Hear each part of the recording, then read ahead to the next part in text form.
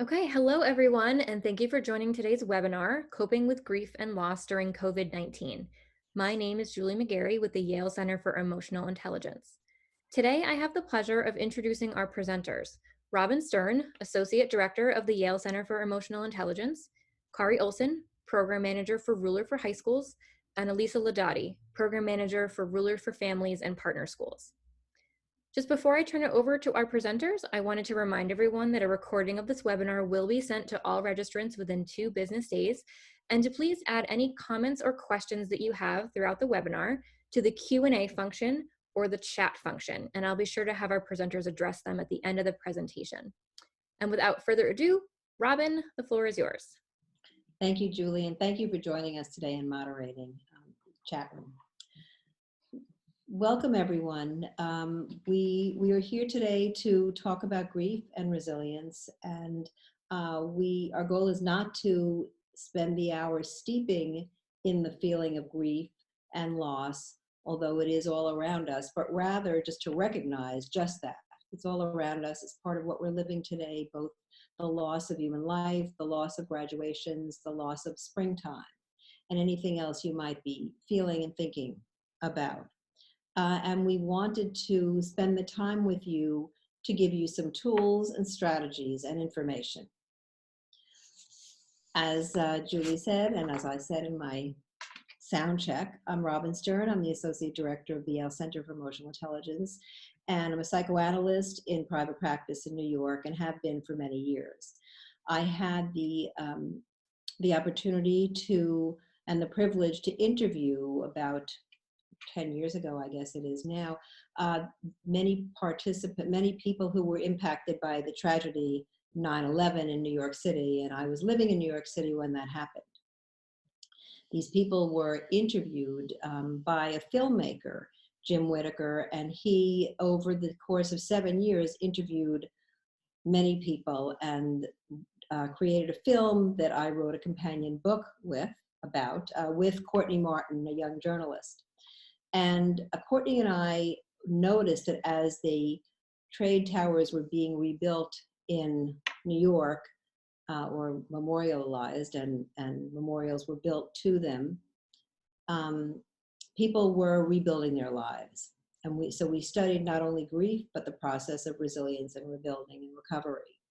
And many of the lessons we learned at that time are for us right now. I could not have predicted that there would have been a time in American history so shortly after interviewing these people, and so shortly after 9/11 in the history of a country, where we would have another opportunity and another tragedy to help us learn lessons of grief and resilience. So I'm drawing on that experience, and I'm joined today by Kari Olson and Elisa Ladati, who are drawing on their many years of experience working with people, adults and children, moving through grief, working towards resilience in the schools. So we're honored to be here with you, and we hope we can give you the information and the tools you need. First, we'd like to start with you. What brings you to this webinar? Please enter your response in the chat room. Tell us, why are you here? What are you hoping to get? What called you to join us today?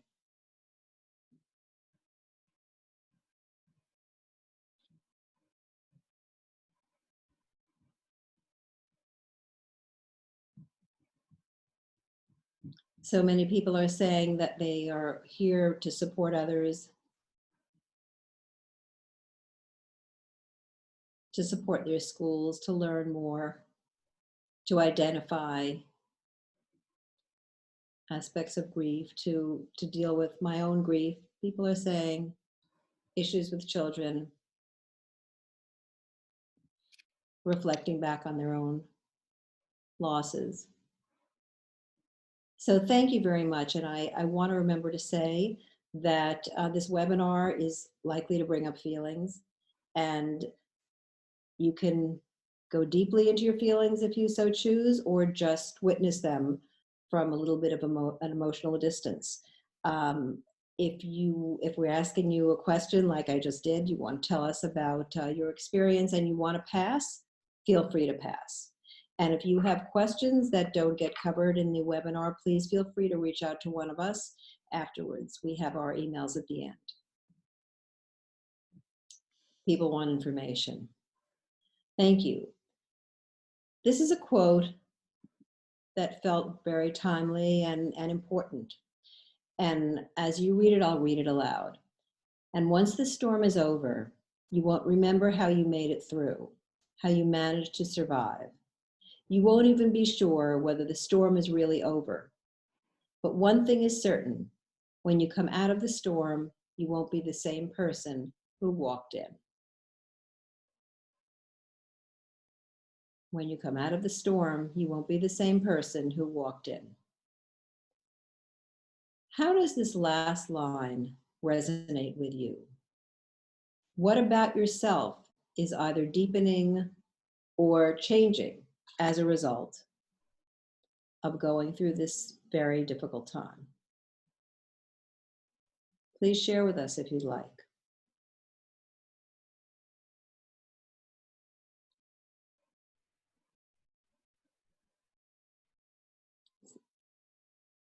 People are becoming more sensitive, more depth, peeling back layers, more grateful, more aware of not taking things for granted,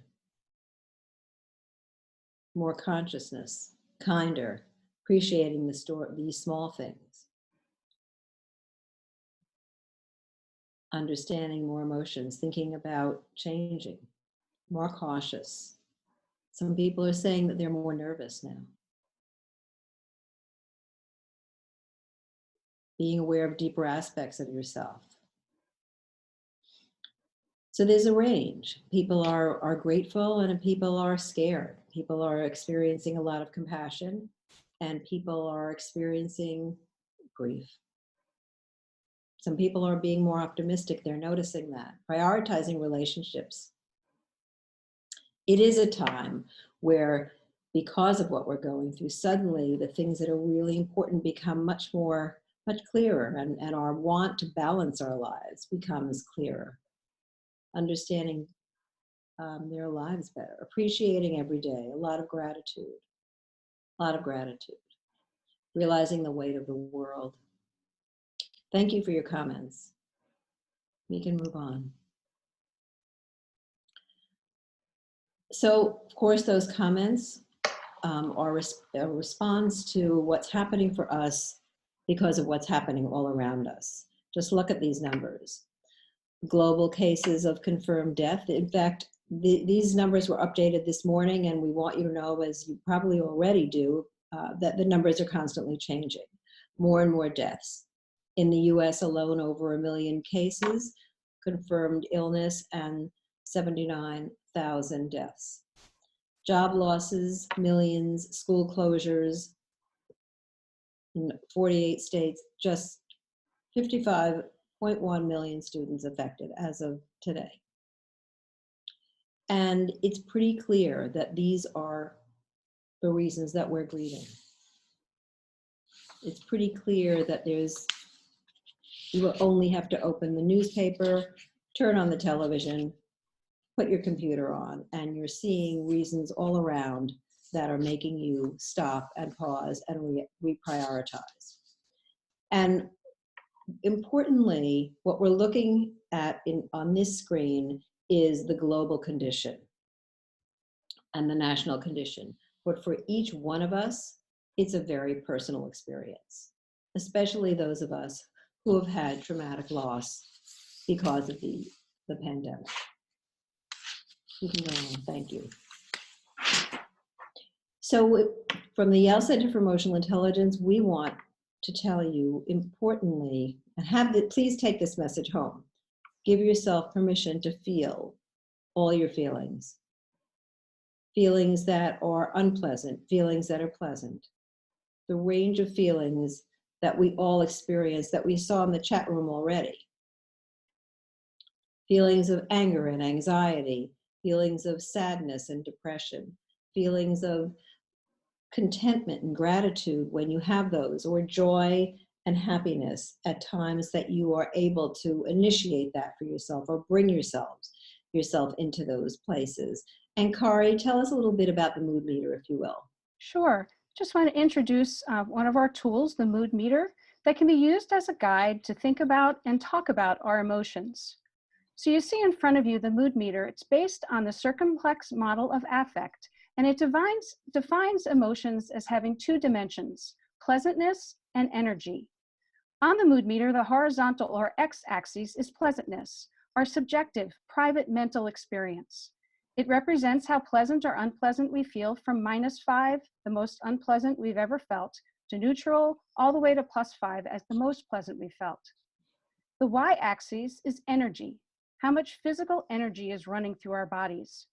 The vertical or y-axis goes from -5, extremely low energy, to neutral and all the way to +5, the most energetic we felt. The two axes cross to form 4 quadrants, and each has a color. The blue quadrant is for unpleasant, low energy feelings like sadness, grief, loneliness, despair. The red quadrant is for unpleasant, high energy emotions, feelings like frustration, fear, anger, anxiety. The yellow quadrant is for pleasant, high energy feelings like surprise, motivation, happiness, and joy. And the green quadrant is for pleasant, low energy feelings like contentment, gratitude, comfort. Later in this webinar, we'll talk more about how we can use the mood meter to ask questions related to the skills of emotional intelligence. I realize that I'm pretty much all over the mood meter these days. From sadness when I look at those statistics that Robin shared, to worry when I think about those on the front lines, like my niece who's a paramedic. I also feel touched and inspired by educators around the world thinking to work with their students outside the box. Elisa, how are you feeling? So what jumps out to me is the red quadrant right now. I have 2 young kids. We are balancing school at home and work. And so there's a level of stress and overwhelm. And of course, the deep sadness for the collective losses that we're experiencing as a culture. I'm trying to find those moments of gratitude and joy when I can. And Robin? Thank you, Elisa. So like you, I'm experiencing a lot of sadness these days and grief for what's happening right outside my window. I live in New York City, and up until very recently, and maybe even today, there were trucks taking away dead bodies. I mean, it's just overwhelming in a way that is even hard to speak about, and certainly hard to process. At the same time, I spend a lot of time being very intentional about moving myself into the green to give gratitude, to be in gratitude, not only for my own health and for the food on my table and my shelter, but also for the people who were helping us and making the doctors who were healing and the food service people who were bringing the food to us. So I'm a lot in the blue and hoping to be more in the green where I typically live.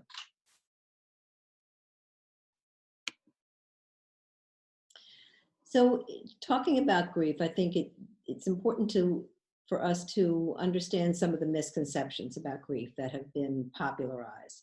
So the first is that grief is a linear and predictable feeling, state of being, and was popularized in 1969, I believe, by Elizabeth Kubler-Ross, who wrote the book on Death and Dying, and she outlined 5 distinct phases of grief. We now know that those phases of grief are not necessarily so distinct, and you don't have to go through them in a linear way, and they're not always predictable. You don't always go through all of them. And people through the years have taken her work, which is important and deep, and said, okay, so people may feel these things, but not necessarily in the way she outlined. And there was also Sigmund Freud, the father of psychoanalysis, who talked about the grieving process having a definite end. And there was a certain amount of time, he said, that it was normal to grieve. Freud said that a healthy mourner can work through his grief. But interestingly enough, and importantly, he later took that back when his own daughter died. And he found that he couldn't work through the grief, that in fact he carried the grief with him, and he carried his daughter with him into the future. And the other misconception is that grief is a kind of pathology. It's very definitely not a kind of pathology. It's a human experience. It's a feeling, and even more than that, a state of being, a state of mind, a process that we go through. So we'd like to hear now, we'd like to share with you what the grief researchers have said, people who have spent their careers researching grief and teaching grief. The first one that we want to share with you is Kathy Shear from Columbia University, who I had the privilege of working with during the interviewing of people for 9/11. And Kathy says that we don't think about grief as an illness, and yet we should consider it similar to inflammation, a natural healing response to an injury. And she also talks about complex grief, what happens when you don't easily get over, or when it's years later and you're still working through the grief that perhaps is blocking you from making any progress in your life and moving forward. And Chief of Psychiatry at Mass General at one time said that grief was sensations of somatic distress occurring in waves lasting from 20 minutes to an hour at a time. And I'm sure that we can all relate to that. Certainly I can, having lost my parents and my late husband many years ago. That just comes up in waves. And then there was Dr. George Bonanno, who was a friend and colleague, wrote a wonderful book called The Other Side of Sadness, believing that waves are an accurate description of grief that come and go. And Dr. Bonanno argues that there are 4 potential trajectories of grief, and you can read them here. And Dr. Liette Granick in Canada was moved to study grief after the loss of her mom. And she believes that we're already living in a culture that is intolerant of grief and loss. And the message people often get is, move on, you need to see someone, isn't it enough time, aren't you over it yet? And I'll bet some of you can relate to that. Next slide, please. So what is grief, now that we've looked at the misconceptions and heard some from the grief researchers? It's the normal and natural response to a loss of any kind. It's a process that includes many feelings over time. As we saw on the mood meter, we can have the range of feelings, and all of our experiences are unique. There is no right or wrong way to grieve. Some people cry, some people don't cry, and there's no right or wrong. Grief can be that ambiguous feeling that you just can't put your finger on, but it feels not so good. It can be about something that you're currently experiencing, or something that you anticipate, oh my God, there are going to be so many more deaths to come. Next slide.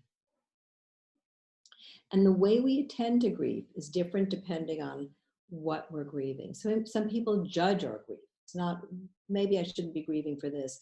I didn't lose anybody. I just lost my springtime, or I just lost my summer plan. There are many losses from graduations, as I mentioned, to jobs. It's very significant to lose your job, to lose your livelihood. It can be devastating to a family. And maybe it's not your personal loss, but it's a loss for your family. And that becomes your personal loss. And the sense of safety is something that we've all lost. All of us are experiencing some kind of anxiety at some point about this illness. But no matter what we're grieving, as we said earlier, it's important to give ourselves the permission to feel. The impact of grief is great on every area of our life. From attention, memory, learning, even in starting this webinar, I could feel myself a little bit out of focus because I am experiencing a lot of feelings as I'm remembering my experience with 9/11. So as I was telling you that story, I thought, gee, where am I in this slide? So it impacted me even today in delivering this message to you. Grief can impact decision-making. People are often told, don't make any decisions for months. Give yourself a couple of months. It impacts our relationships. Of course it does. If you're grieving, you're sad, and the person you're talking to is not in that same place, it can cause some kind of disconnect, or vice versa. And health and well-being is something that we read a lot about. People are talking about the increase in the need for mental health workers Anxiety and depression are on the rise, both of them. So we need to do something to help ourselves. And Elisa, I'll let you tell us about that. First, we all lose, we all grieve, and we're all compelled to recover. Thank you, Robin. So that was an excellent segue, the quote from Project Rebirth, into resilience, which is our capacity to recover from and adapt to loss, to trauma. And it can be cultivated. Dr. George Bonanno, whom Robin mentioned earlier, he was surprised to find that resilience is actually quite common and that there are multiple pathways to get there.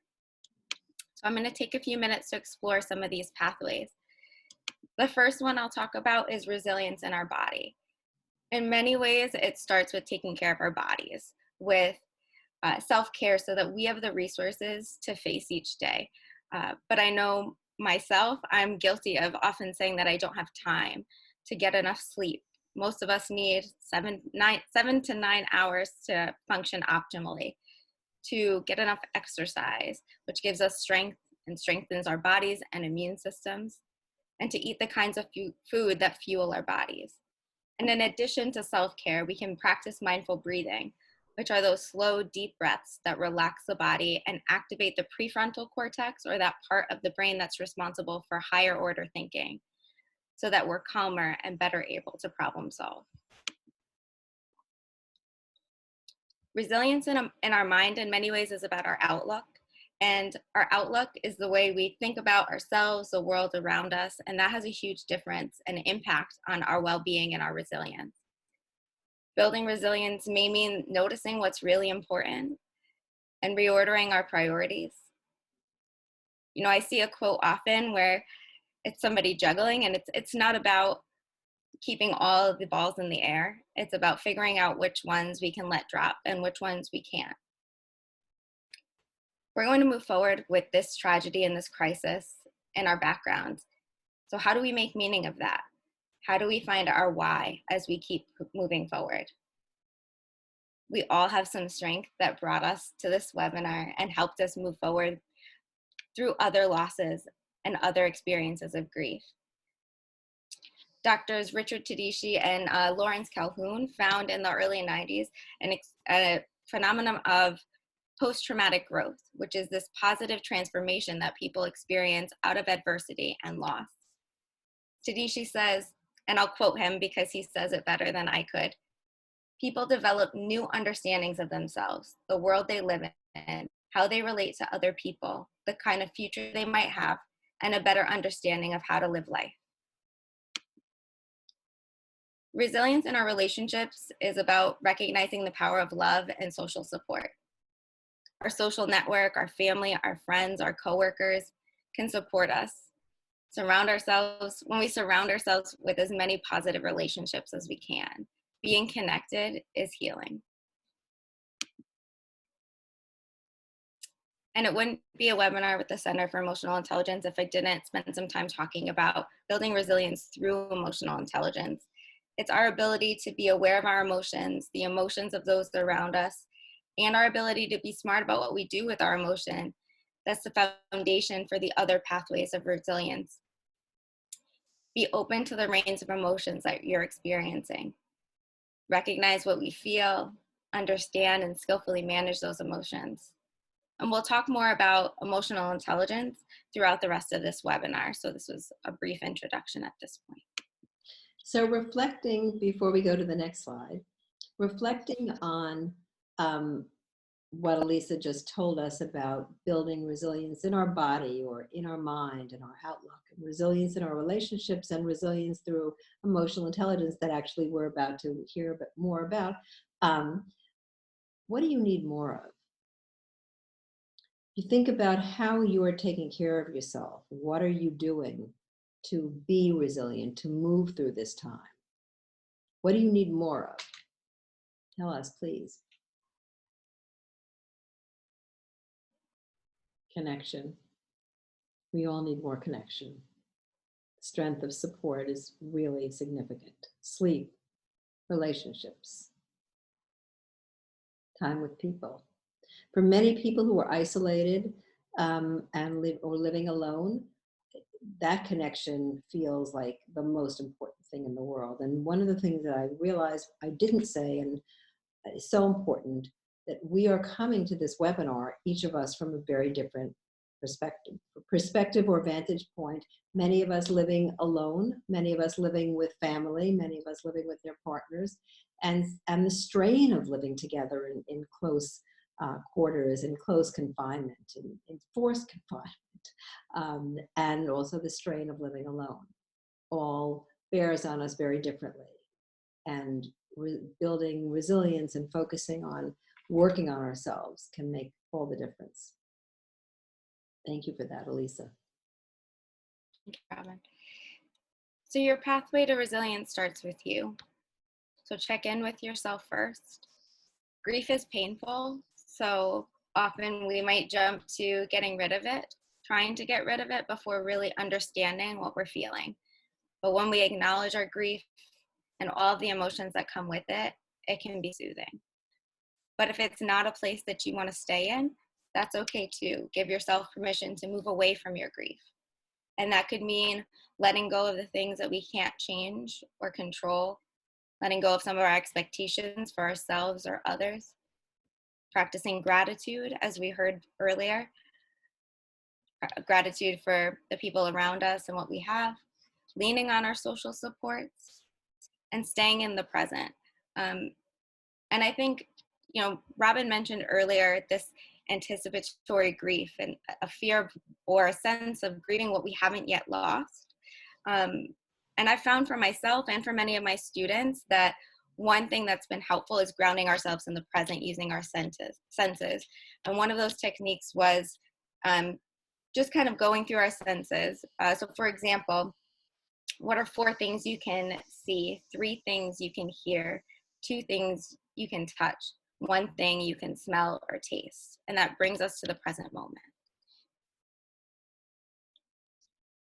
We've been focusing more up until this point, at least in my discussion, on how we cope with our own grief, but we also want to explore how we can support others in their grieving process, children, adolescents, and adults.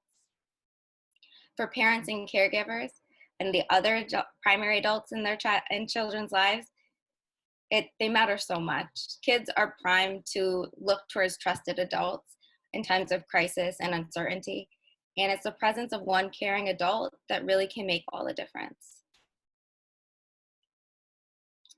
Teach your children calming strategies to help them get through the moment, like mindful breathing, making meaning, practicing gratitude, taking good care of our minds and bodies through self-care. Developmental psychologist Diana DeVicha says that remember, the biggest lesson your children are learning from you is how to handle themselves in stressful situations. And in fact, on the Ruler for Families team, our tagline is, your children are watching you. We're the model for our children. And that doesn't mean that we have to be perfect. Like I said, I have 2 young children, and I most definitely have my moments where my emotions get the better of me. What matters is our ability to come back together, to apologize when needed, to forgive, and to repair those relationships. And when we help our children set goals and take action steps, it can help them feel a sense of control at a time where it's really easy to feel powerless. So whether it's our children, our students, or other adults, we don't know how someone else is feeling until we ask. Being an emotion scientist is a mindset. It's about being open and flexible, realizing that emotions are complex and what's shown on the outside isn't necessarily what's felt on the inside. It's about wanting to learn more and not judging once we know. And that in and of itself is an expression of caring that helps us to feel closer to one another. So pay attention to the emotional information that you're reading, ask open-ended questions, and listen deeply. And listening is about more than just being quiet when someone else is speaking. It's about putting our own beliefs, assumptions on hold and paying attention to what's being said and what's not being said. And that way we really understand and feel what someone else is feeling. Empathy is about that understanding. Compassion is being moved to ease suffering once we do understand.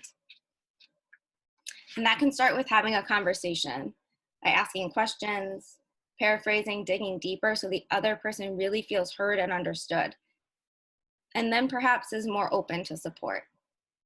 In a way, it's about slowing down and letting the other person lead and make meaning for themselves. And we can help in that process by listening, reflecting back, and validating. So don't be afraid to ask, but know that you may not get an answer. So we want to explore how to connect with someone who's experiencing or has experienced grief and loss. Sometimes it can be challenging to know how to start a conversation with both adults and children.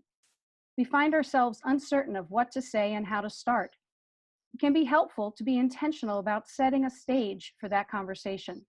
Is it possible to set a time and place to talk? Try to find a time when you might not be interrupted, like on a planned phone call or a walk. As my children were growing up, some of the more in-depth conversations that we were able to have were what took place in the car or train or bus when we were traveling or running errands.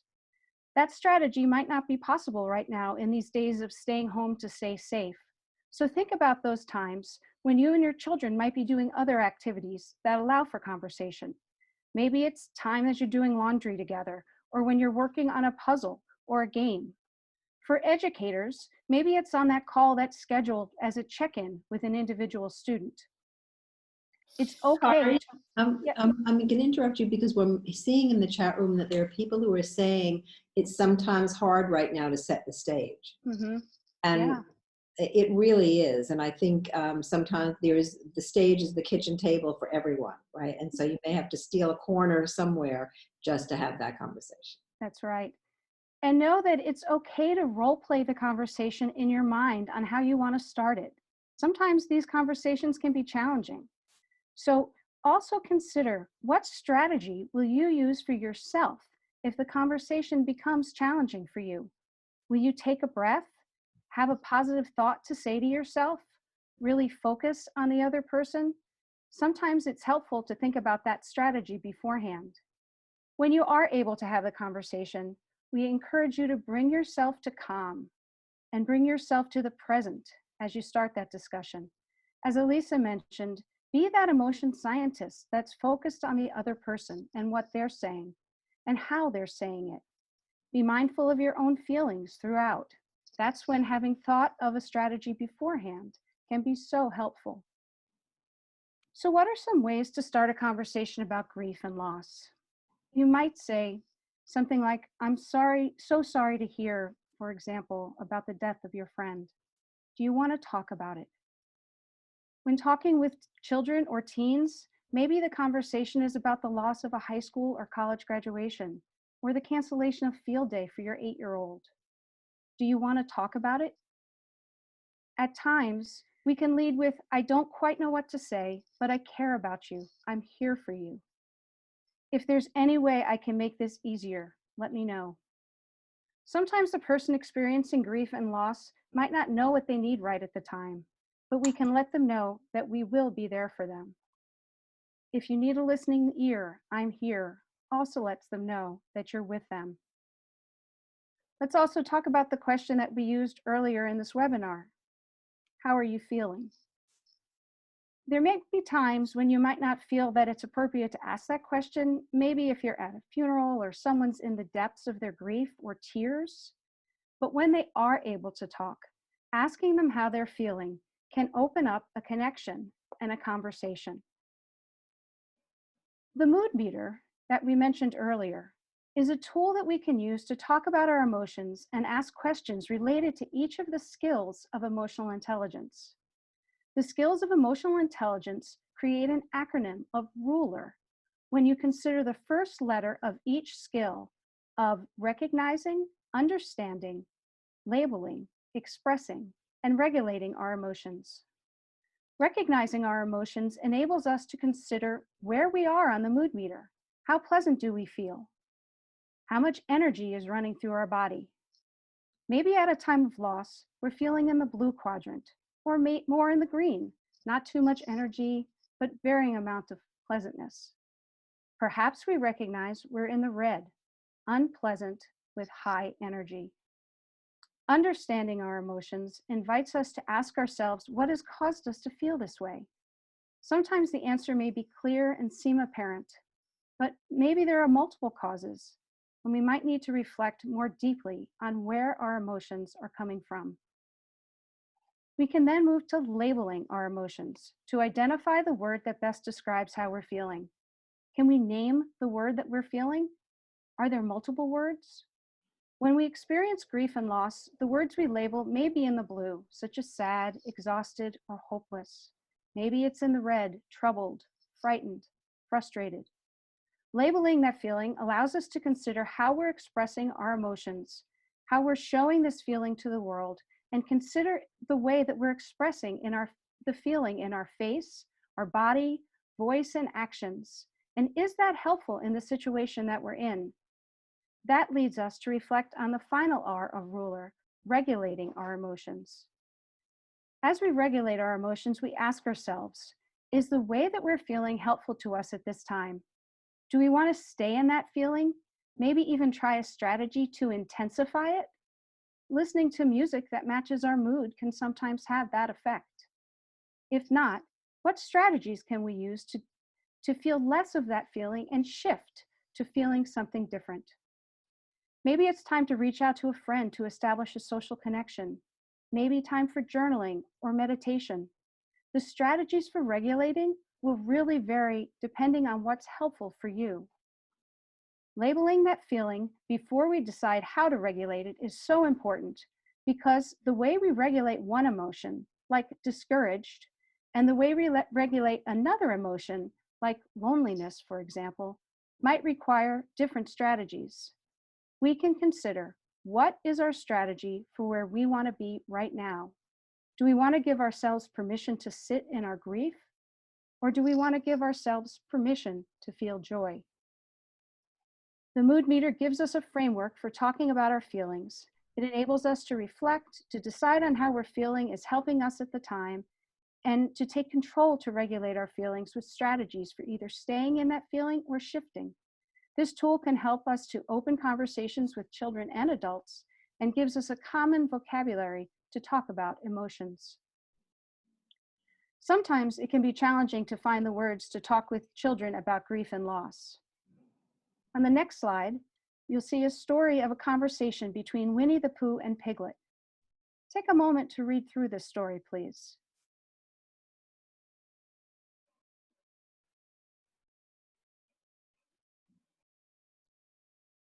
In this story, we see Pooh labeling how he feels. Piglet pauses. He asks him if he wants to talk about it, but he gives him the space to respond. When Pooh says no, he doesn't want to talk, Piglet accepts that his friend doesn't want to talk at the time. He then sits down next to Pooh, demonstrates compassion and empathy, and shares what difficult days look like for him. There is a strategy the Piglet has learned, that difficult days are easier when you've got someone there for you. He's physically next to and alongside his friend.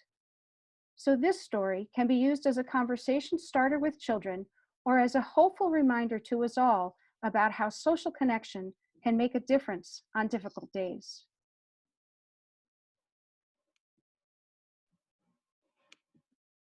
So there are many ways to be empathic and talk with others about their grief, but there's some things that we hear over and again that are well-intentioned but are often not helpful.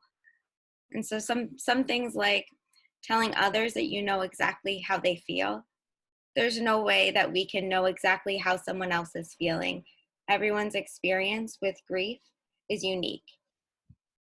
And we've been saying, ask how you're feeling. So instead of saying this, maybe help me to understand more about what this experience has been like for you. Try to avoid cheering up.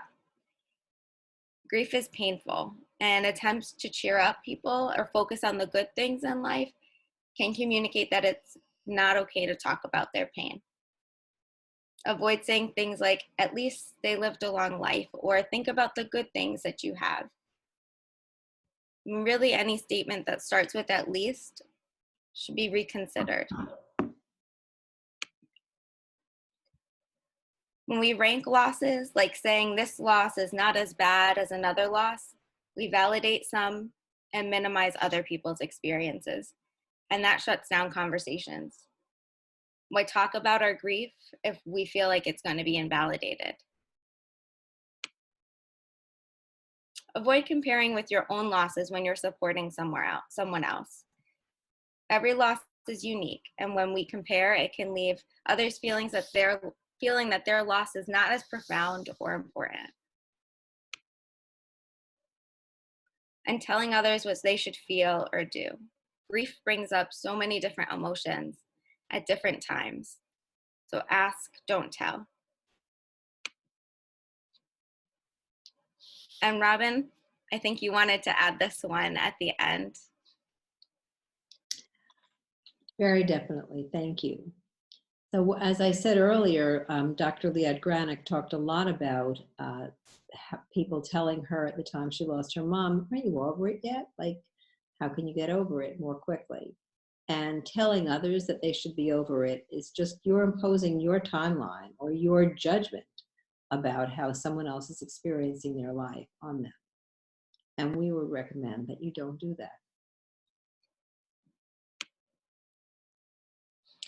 So in closing, we'd like to share another quote that really speaks to us.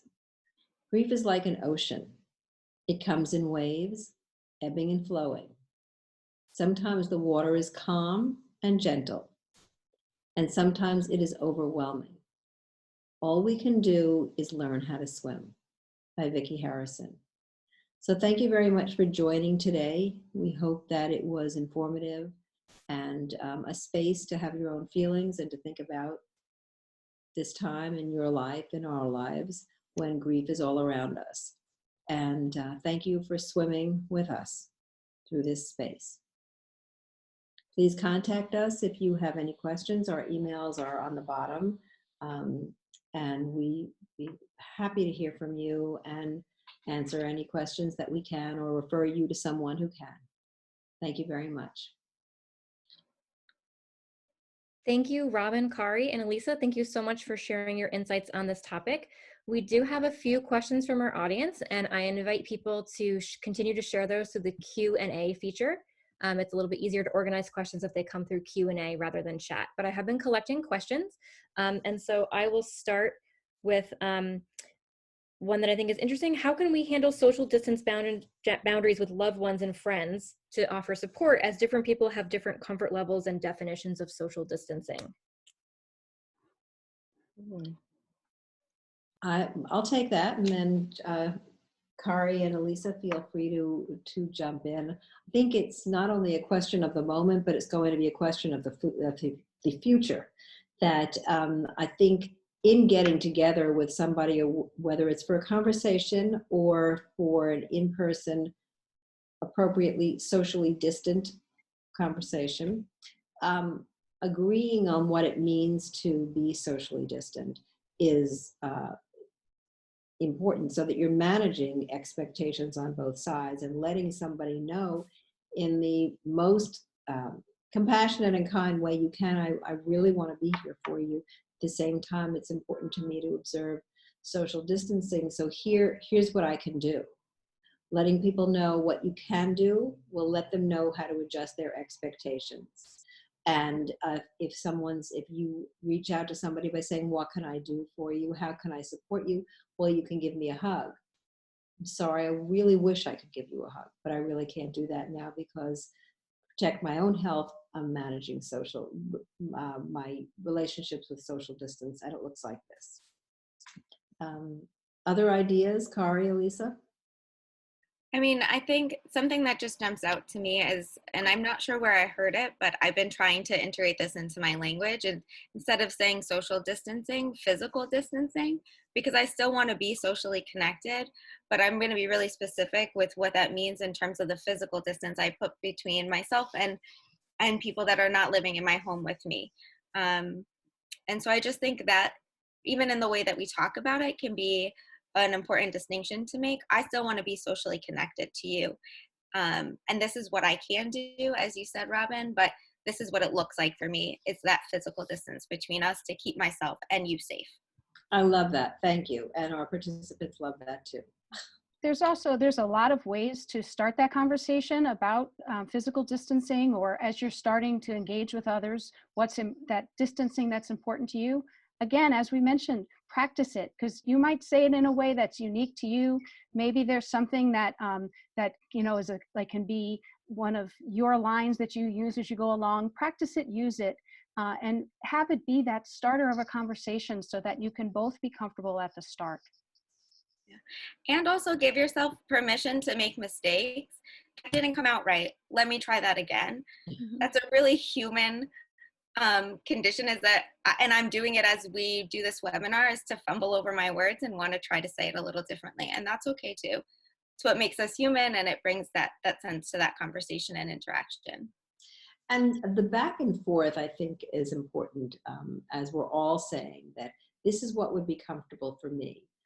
How do you feel about this? Would that work for you? And somebody might say, it doesn't work for me. I just don't want to have this conversation over Zoom, in which case, while you're physically distancing, even though you want to stay socially connected, thank you, Elisa, it might not work for them.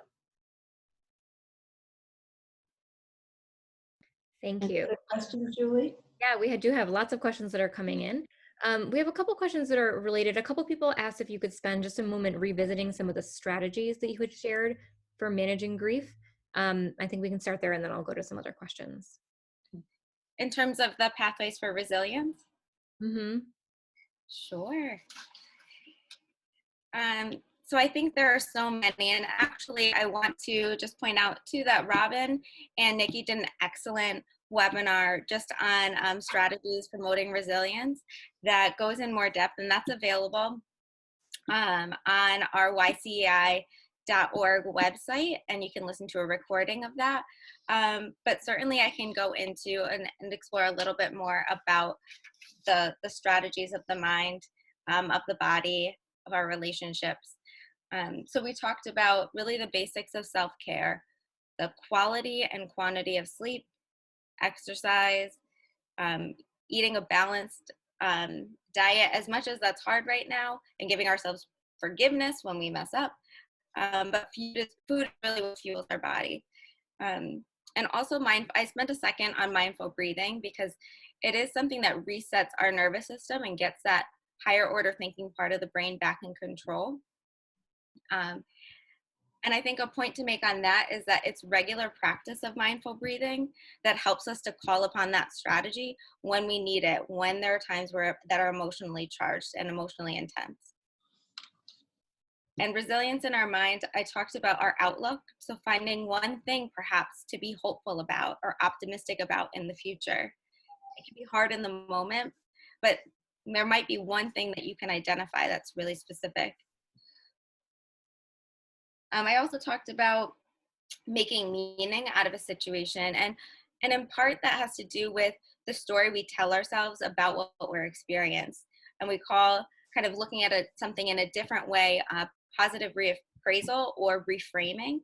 So how can we tell ourselves a story about what we're experiencing right now that changes how it influences us and the emotions that we feel? Not that we're lying to ourselves necessarily, but just what is another way we can look at this situation that changes the meaning that it has for us? Robin, I feel like you want to add something, so I want to. I do. So one, I really love that point, and I think that what I learned over working with people after 9/11 was that that the story that people told was both a reflection of their resilience. The more positive the story, the more resilient the person really was, and also a way to build resilience at the same time. Because if you can bring yourself to tell this story that that's infused with positive and pleasant emotions, as well as with the grief and sorrow that you can't help but notice all around you, it helps you to move through it in a different way. So it was a time where rather than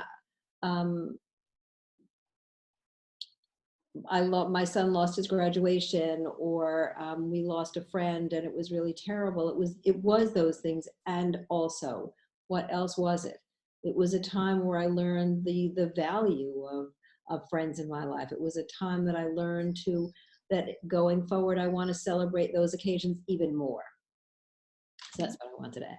Yeah, absolutely. And I think that speaks to really um, perhaps noticing what our priorities are. Many of us, and myself included, are taking a step back and really looking at what's really important. What do I need to focus in on? What might not be so important in this moment? And how can I find greater balance in my life by letting go of some of the things that I can say no to and that I don't have to do if I don't have the bandwidth? And that's been a journey for myself, knowing and learning how and when to say no. But also, I'm sorry, go ahead, Robin. No, I stepped on your words, so my apologies. Do you want to finish? Oh, I think I was done. I noticed that both after 9/11 and right now, and really every day, there are some very significant questions that people don't tend to ask themselves, like, am I living the life I want to be living? Am I surrounded every day with the people I want to be surrounded by? Am I really working, am I getting am I fulfilling myself on my job? Am I working to my fullest potential? Do I want to be? And what's interesting about those questions is they're big. They require thought. They require time, but they do come up at a time where your life is completely interrupted and things are upside down and kind of forced to confront things that you don't normally confront. And I would just encourage all of us to have those deep conversations with yourself and with people who you trust and who you love. Thank you. Another question that I'm seeing a couple of times roll in is if we will be able to offer a certificate or a CEU for this webinar. And I'd just like to let everyone know that all participants will receive a follow-up email after the webinar that includes the title of this webinar as well as the duration. And please feel free to use this for your records as proof of completion of this webinar, but currently we are unable to provide a formal certificate due to Yale policies. I'm also receiving a lot of questions from folks asking if they'll be allowed to share the recording of this webinar with colleagues who are not able to attend. That is completely fine. Please feel free to share the recording with other folks who you feel might be interested. I have another question for the panelists, which is earlier in the webinar when we were talking about where emotions come from, we have a question, does this mean that we can actively choose our mood or emotion? So I'd love to hear our panelists answer that question. So we cannot choose our emotion or our mood. Our emotions come unbidden, and they are reactions to something that happens inside of us or outside in the environment. But we can choose what we do with them. We can choose how to work with them. We can choose to stay, as Elisa was talking about, in that deep feeling of grief, or to shift to either a softer feeling of grief, noticing it all the time, at the same time that you're really trying to perhaps initiate a little bit more energy in your body. So there are ways that you can work with your skills, the skills of emotional intelligence, to shift your mood, to shift your emotion. But they just come to us as automatic responses from something that happens inside of us or outside of us. Thank you very much. Another question, hopefully a quick, easy one. Someone wants to know which Winnie the Pooh book is that excerpt from? Oh, that's a good question. Do you know? You would think that's a quick and easy question, but it actually isn't. I searched as much as I could to try to get that in there, but it turns out that there's a lot of Winnie the Pooh stories and quotes that are just out there on the internet. They might come from a specific movie or something somewhere, but I have not yet been able to find where it's from. So certainly, if you can find it, please let me know. It might be in the Disney days. I don't think it's a quote from back with A.A. Milne in the first Winnie the Pooh books. I think it must be from a more recent Disney movie or one of those stories. But I've seen it out there in different aspects with people sharing it. Thank you. I appreciate that, Kari. Another question that I have is, Can I just say one more thing about emotions because I don't want to miss the opportunity and I want to give people just the full range of response. So emotions are also very tied into the appraisal that we have of a situation. If you, if I think one of the examples that we use a lot is if you are studying bugs and you see a bug walk across the floor, you're likely to think, gee, how interesting, and feel maybe you're curious, right? On the other hand, if you're terrified of bugs and you're not studying bugs, it would be the last thing you want to study. You see a bug walk across the floor, you're like, I'm out of here, right? And so your emotional reaction is very tied in to the way you appraise the situation, which is very important to know because it means that we can reframe, and in so doing, reframing intellectually will help us to have a different response. At the same time, it's a slippery slope because if we're continuously reframing, for example, the way someone is treating us, then it can lead us to accept behavior that we wouldn't otherwise accept from someone.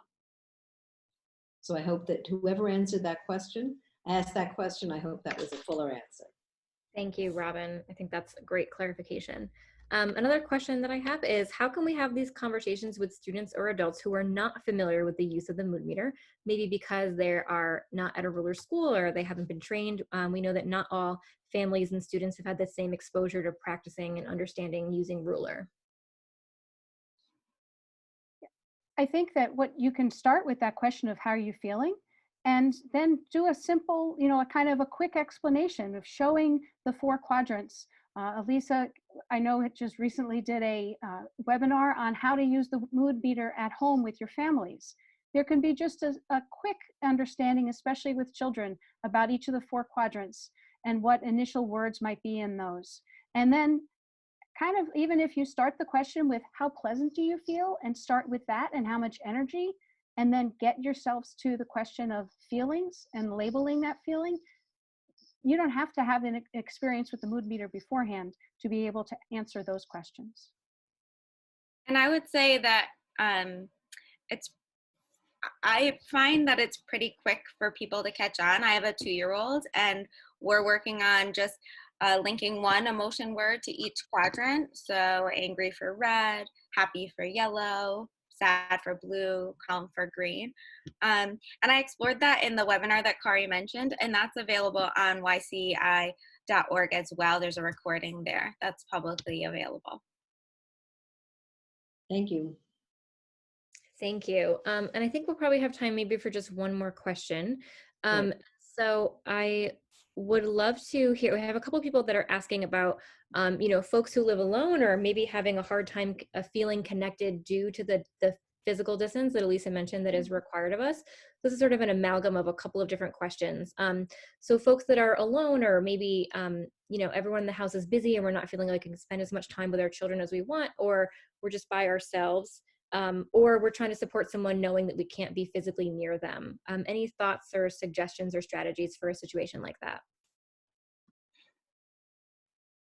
Kari, you want to take it and I'll add? I'll let Elisa start. Okay, great. So it made me think of, so being together with your family, but not really being able to spend the quality time, because whomever asked that, I definitely identify with that sentiment, which is probably why Kari passed it over to me. We're in the same house. We're together in physical proximity with my family all day, but it's been really hard to find that balance of being present and intentional and attentive to my children and to my husband when we're together. And I'm still working on exactly how to do that, but I think it's worth acknowledging that that's the situation that we're in, is that I have a flexible schedule. We're working, we're all pulled a million different directions, and we're trying our best to carve out and really schedule the time to spend quality time together, not just be in the same room, but to be interacting, to have that dialogue. We've incorporated mood meter check-ins. We've always done them, but we check in on the mood meter every night before bed. And that's a short way that I really try to connect with my family. But I think you can tell from my response that I really identify with that experience, and I'm trying out some different things about how we can be intentional about spending that quality time together while we're at home. I'd And like to add to that. Kari, go ahead. Yeah, no, I was just going to say, I've been thinking about family members and friends who I know are by themselves. I have a 29-year-old son who's in an apartment by himself and working from home. And so what I've been trying to do is just make those connections at different times of the day. Just when I'm thinking about him, send a link to a song, send a thought about a memory or a picture. Trying to say, you know, regularly say good morning or good night, just different ways of part of the day that it's not expected, but he knows that I'm thinking about him. And trying to do that with others that I know also are alone, to try to reduce that feeling of isolation during the day. Kari, that's great. I was going to share that as well. And the other thing that occurred to me, Elisa, while you were talking, is that it's a rarefied time right now, you know, so we are not used to getting all of our emotional goodies and connections in one place. Typically, we're used to being home and then going out to work, or being home and then meeting our friends. So if you are finding that connections are hard to make at home, with all the good advice you gave, Elisa, and Kari, the strategy you just gave us to help other people, I think it's also important to look for connections outside through Zoom. So there are multiple groups people can join. There are tours of museums you can join as a participant, and you can take a course. You can interact with people in that way, so that you are taking a little bit of the pressure off the people, off yourself, and the expectations that you might have of the people you live with. It's not to say you shouldn't do your best and be your best to connect with the people around you, but it's also a time where you can fill some of that need outside, and remembering at the same time the people who are not able to talk to people at home, and check in with them. And then maybe encourage them to join a group, or to go to a museum online, or take a class. Thank you. And thank you all for your thoughtful answers to these questions. I've heard from a number of folks through the chat box and the Q&A that they really appreciate your answers to these questions. Unfortunately, we are out of time for today, and I know that there are several questions that we were not able to get to, and I thank you for taking the time to send in those questions. I'd point you to the slide that you see right now, where there are email addresses that you can contact our presenters from today if there's something that you would like to have answered that we were not able to get to today. Our panelists have graciously offered to chat with anyone. So I want to thanks again to Robin, Kari, and Elisa for sharing this content with us. It's really appreciated. And please note to all who are here that a recording of the webinar will be sent to all who registered within 2 business days. And we look forward to seeing you at our future webinars. Thanks everyone, and have a great day. Thank you, Julie, and thank you, Kari and Elisa. Thank you.